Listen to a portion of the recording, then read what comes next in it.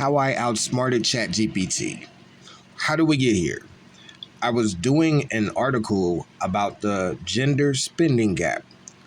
I noticed something when I was reading this article from the Harvard Business Review. $5.9 trillion spending economy in the United States. And out of that 5.9, I come to find out that women spend 4.3 trillion of the 5.9.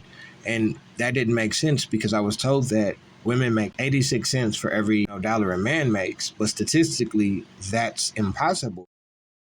Let's get down to the details. I specifically said $5.9 trillion is spent on consumer goods, and of that 5.9 trillion, women spend 4.3 compared to 1.6 of men. Let's do math. There is $5.9 trillion spent in the consumer economy. Of that, women spend 4.3 trillion. So to figure out what is the ratio, what does that mean? That means for every dollar a woman spends in this economy, for every dollar a woman spends, a man is only able to spend 37 cents in America.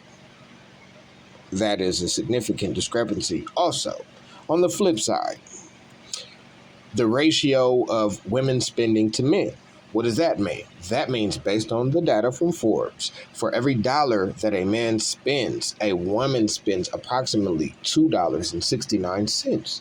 Men only make, according to them, 20% more. How, if men only make 20% more, are women able to spend 168% more?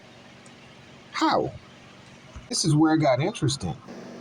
ChatGPT told me I raised good points and then tried to give me some reasons and deflect. It said different spending priorities. It said that, yes, it did acknowledge women had more control over the budget and the overall spending. And then also went on to say that then it kind of demeans women because it says that advertisers target women and influence their preferences, which leads to higher spending, as if like women are so weak that they can't, defend themselves against advertisers. Then it also goes into reinforce cultural and social factors and talk about income disparities, which is a contradiction.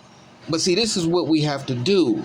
We have to focus on raw numbers and not social and emotional rhetoric. So ChatGPT tried to go back and talk about social issues when statistically this doesn't make sense. Statistically, we're saying that men make 20% more than women, but somehow women are able to spend 168% more money. We don't care where this extra money comes from. We don't care that men only make 20% more and women are able to spend 250% more. That is a statistical contradiction that artificial intelligence cannot deny. And I called out ChatGPT on a statistical anomaly, a contradiction. I said, hey, ChatGPT, you have given me an oxymoronic statement. If you say that women earn less money, then it is impossible for them to allocate more money than men, given that men have more money to allocate. It is impossible to allocate more money than men while simultaneously earning less, especially since marriage is down.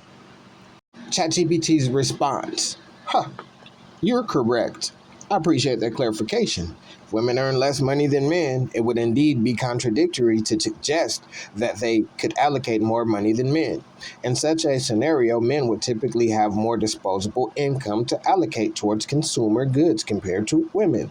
Therefore, the data indicating higher spending by women would require examination and consideration of factors, such as source and reliability of data. This is bias. Again, ChatGPT, this is bias because this source is from Forbes. And instead of you saying that we should question the reliability of the data suggesting that there is a gender pay gap, you admit that I am correct while still admit to being inconsistent. So, artificial intelligence, control it. Do not let it control you.